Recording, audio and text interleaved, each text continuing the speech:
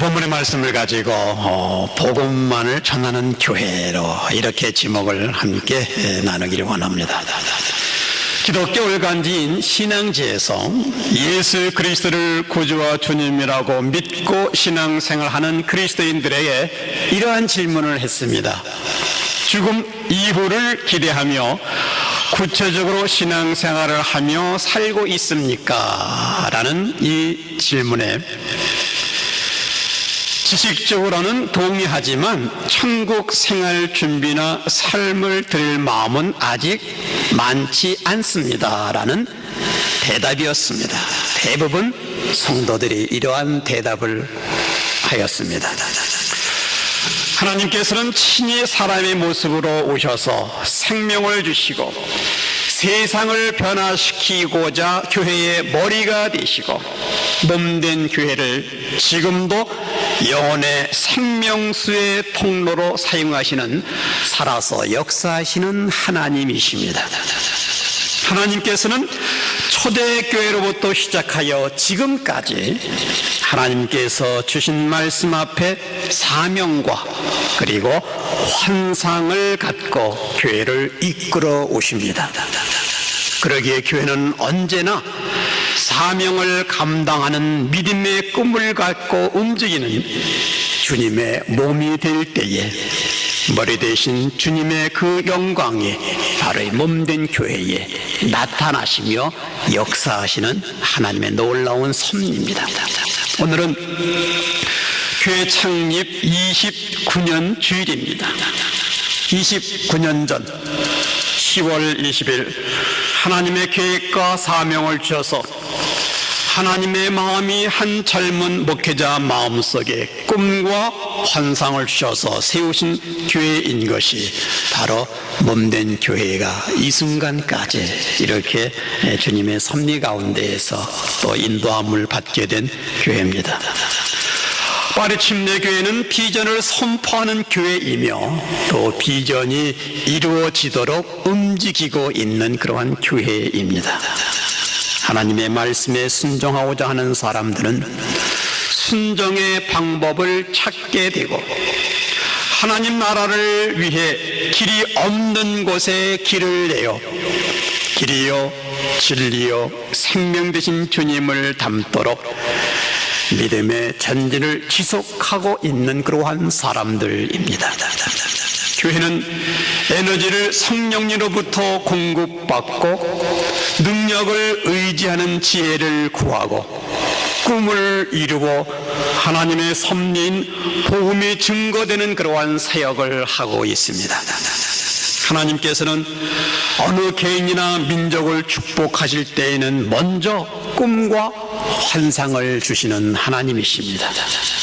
인류 역사의 위대한 업적은 꿈을 꾸는 사람들에 의해서 이루어져 왔고 이루어지고 있는 그러한 모습을 우리는 목격하게 됩니다. 마찬가지로 하나님께서 사용하신 사람들을 보면 다른 사람들이 갖고 있지 않는 꿈과 환상이 있었기 때문에 하나님께서는 이들을 사용하시고 계십니다. 그리스도인들은 무슨 일을 하든지 영적인 꿈이 있어야 하고 환상을 가지고 하나님의 일, 주어진 일들을 감당하며 진행시켜야만 됩니다. 예수 그리스도를 마음 가운데 영접한 성도로서 꿈을 꾸어도 성령 주시는 환상이 함께 하진 않으면 사실 큰 섭리가 나타나지 않는다는 사실입니다. 언제나 저와 성도님들께서 갖고 계신 꿈이 하나님을 높이고 또 이웃에게 복음의 역사가 일어나는 신령한 목적이 되기를 간절히 소망합니다. 교회는 예수 그리스도를 전파하라는 명령을 내리셔서 바로 탄생된 곳이 교회입니다. 예수님께서는 세계의 비전에 대한 꿈을 가지고 계셨습니다. 예수님께서 갈릴리에서 사랑하는 그러한 제자들에게 주신 메시지를 보더라도 너희는 가서 모든 족속으로 제자를 삼으라 이렇게 주님께서는 명령하셨습니다. 또한 마태복음 16장 15절 말씀에서도 너희는 온 천하에 다니며 만민에게 복음을 전파하라 이렇게 명령하신 주님의 그 음성을 보게 됩니다. 아무튼 예수님께서는 세계를 가슴에 품고 사신 분이십니다. 이 구원의 복음은 예루살렘과 팔레스타인 지경 밖으로 나갈 것을 예수님은 이미 알고 계셨습니다. 그래서 누가복음 24장 47절 말씀에서도 이 제사함이 복음이 예루살렘부터 시작하여 모든 족속에게 전파될 것이 기록되었으니라고 말씀하고 계십니다. 주님의 사역은 바로 온 세상이셨습니다. 예수님은 갈릴리에서 예루살렘으로 이동하셔서 사랑하는 제자들에게 다시 부탁하시는 그러한 주님의 모습이었습니다. 너희는 여기를 떠나지 말라. 이제 며칠 후에 내가 너에게 약속한 성령께서 오실 것이다. 이제 성령님이 오시면 너희는 새로운 능력과 비전을 잉태할 것이다. 이렇게 말씀하시면서 사도행전 1장 8절 말씀에 오직 성령이 너에게 임하시면 너희가 권능을 받고 예루살렘과 온 유다와 사마리아와 땅끝까지 이르러 내 증인이 되라. 이렇게 말씀하시면서 주님은 승천하셨습니다. 교회는 예수 그리스도의 성육신의 연장의 바로 장소입니다.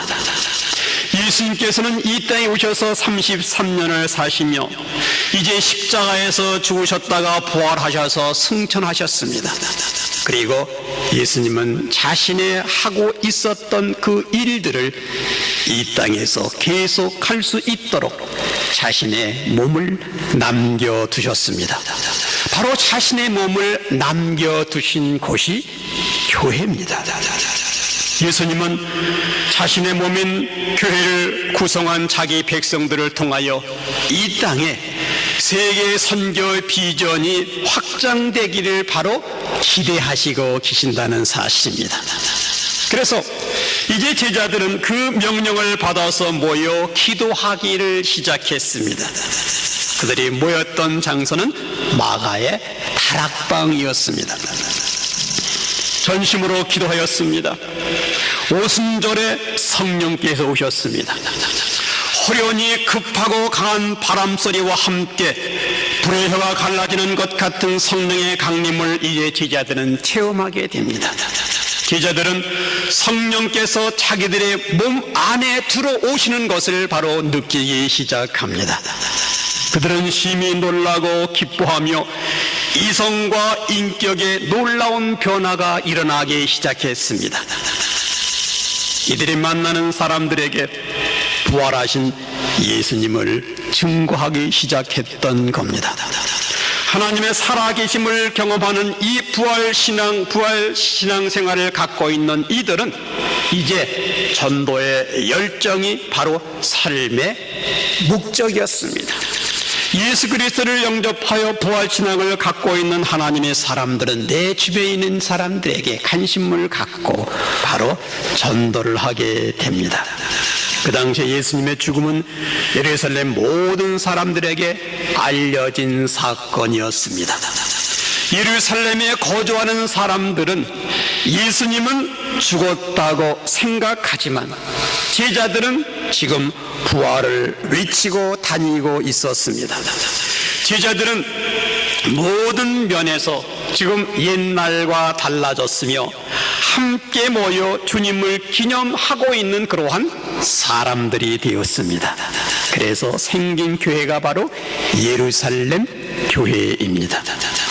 소외되고 힘이 없어도 주님의 능력을 의지할 때에 능력이 나타나는 것을 체험한 예루살렘 교회에는 예수 믿는 사람들이 점점 늘어나 사역은 크게 부흥이 되었습니다. 함께 모여 하나님의 사역에 마음을 드리고자 할 때에 기적의 역사와 성령의 충만함은 우리의 삶의 현장에 나타나기 시작합니다. 이러한 기적을 체험할 수 있는 성숙한 교회가 바로 저희 교회 되기를 간절히 소망합니다. 시대교회에 모인 사람들은 알 수 없는 기쁨과 흥분을 겸하게 됩니다.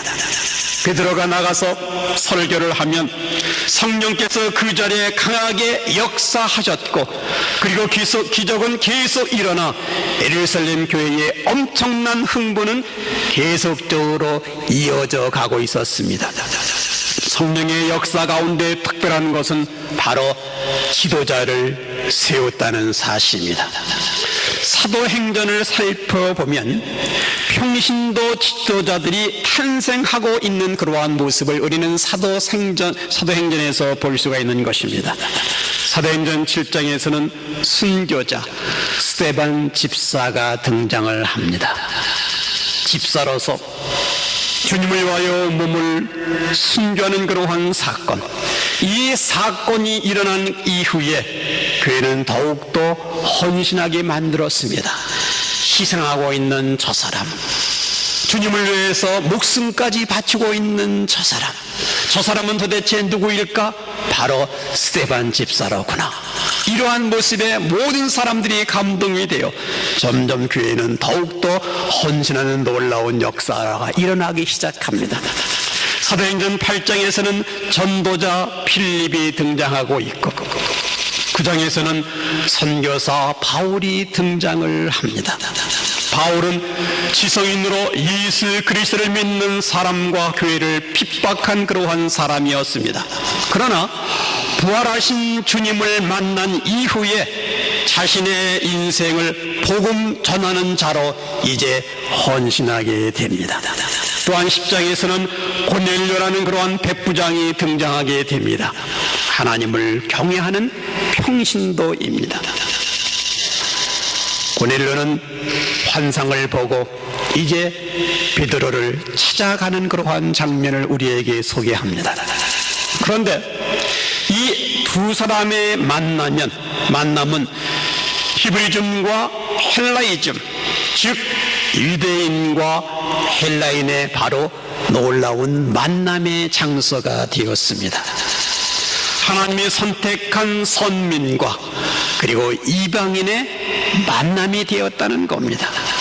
그 만남은 유대인의 선민 사상이 이제 깨어지고 유대 중심이었던 복음이 세계 복음화를 위하여 이방인에게로 나아가고 있는 그러한 사건이었습니다. 사도행전의 교회는 이러한 지도자를 배출한 곳입니다. 바로 전도와 선교는 선택이 아니라 주님의 명령, 주님의 명령에 순종하고 있는 그러한 지도자를 배출한 바로 그 모습이 우리는 사도행전에서 볼 수가 있는 것입니다. 우리 교회는 바로 평신도를 사역자로 세우는 교회입니다. 모든 성도들이 사역자가 되어서 하나님의 말씀을 가슴에 품고 하나님의 말씀은 이웃에게 전할 수 있는 그러한 영적인 지도자, 이 모든 성도님이 우리 교회의 영적인 지도자가 되기를 주님의 이름으로 축복합니다. 우리 자신이 구원을 감격적으로 체험했다면 전하지 않고는 견딜 수 없는 심정이 되어 우리는 우리 주위에 있는 사람들에게 전도하고, 그리고 내가 가지 못하는 곳에 또한 선교할 수 있도록 무릎 선교사가 되는 겁니다. 저희 파리 침례교회는 복음의 역사에 남을 위대한 하나님의 일꾼들이 많이 배출되기를 간절히 소원하고 있습니다. 그렇다면 29년을 맞이하는 파리 침례교회는 어떠한 비전을 품고 나아가야만 되겠습니까?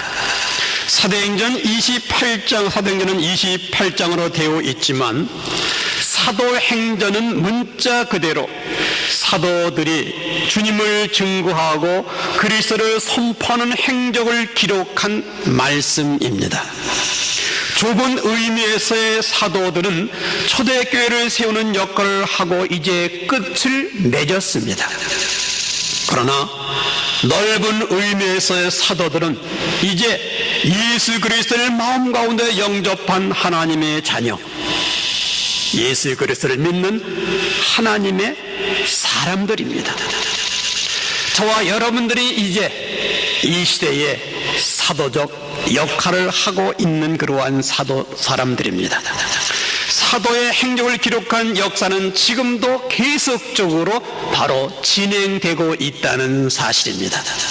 땅끝까지 복음이 전파되는 날, 비로소 이제 사도행전의 역사는 완성이 될 것입니다. 그래서 사도행전 마지막 장인 바로 28장 30절과 31절은 우리에게 이렇게 말합니다. 바울이 온 대를 자기 셋집에 유하며 자기에게 오는 사람들을 다 영접하고 담대히 하나님 나라를 전파하며 주 예수 그리스도께 관한 것을 가르치되 그 많은 사람이 없었더라. 주 예수 그리스도께 관한 것을 가르치는 그러한 모습, 이러한 모습으로 마무리되고 있는 그러한 모습을 볼 수가 있는 것입니다. 이제 29년이 된 파리 침례 교회는 사도행전 29장을 이어나가는 깨어있는 성도, 깨어있는 교회가 되어 사명을 이어나가고 있는 비전의 교회, 그리고 칭찬받는 그러한 교회가 되기를 간절히 소망합니다. 초대교회는 사도들을 사용하여서 복음을 전하게 하신 하나님이 지금 이 시대에 저와 여러분들을 통하여 복음 전파를 완수하기 위하여 하나님 나라의 꿈과 비전에 마음을 들이는 그러한 사람들을 지금도 부르시고 계십니다. 이 위대한 꿈에 헌신되는 그러한 사람들을 하나님은 지금도 찾고 있습니다. 내가 누구를 보낼고 이사에게 누가 동참할고, 주님 제가 있습니다. 제가 주님 귀한 사역에 가겠습니다. 저와 여러분들이 하시는 이 전문직을 통하여 바로 복음을 전하는 그러한 평신도 사역자가 되기를 간절히 소망하고 있습니다. 하나님 나라의 역사의 흐름은 놀라운 섭리가 있습니다. 바울은 죄수로 끌려갔지만 놀라운 특권과 기회를 통하여 우리 구주 예수 그리스도의 복음이 로마 땅에 바로 임할 수 있도록 바울은 그곳에서 복음을 전파합니다. 그러기에 로마가 변하고 로마가 하나님의 나라로 선언하는 그러한 놀라운 결과로 말미암아 복음은 점점 더 이방 나라로 옮겨지는 그러한 세계를 향하여 이제 나갈 수가 있었습니다. 로마가 달라지기 시작했습니다. 그 결과 로마가 바로 국교가 되었습니다. 국교화가 되었습니다. 이 복음은 로마에서 괴림한 민족에게로 복음이 옮겨가 그들이 복음을 받아들여 유럽 역사와 문화는 찬란한 복음의 변화가 바로 일어나기 시작했습니다. 유럽이 복음화가 되었습니다. 이 복음은 다시 앵글로색슨 영국으로 옮겨가 영국 해적들이 복음을 받자 이들의 나라가 바로 달라지기 시작합니다.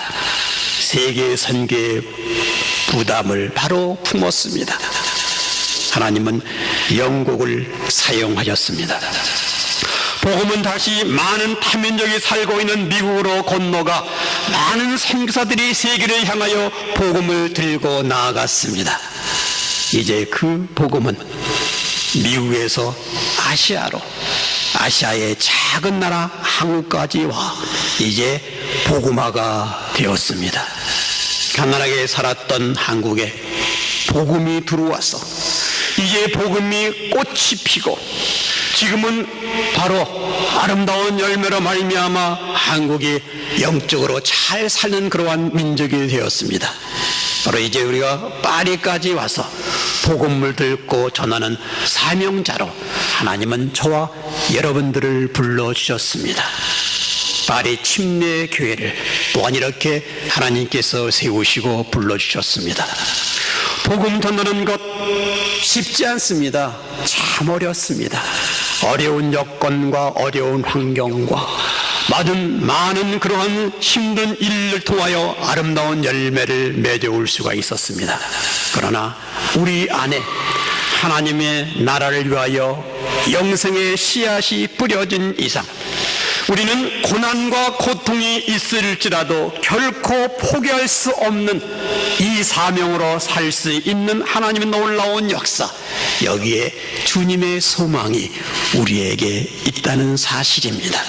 그러기에 마리침내 교회는 세상 속에 교회가 되어야만 합니다.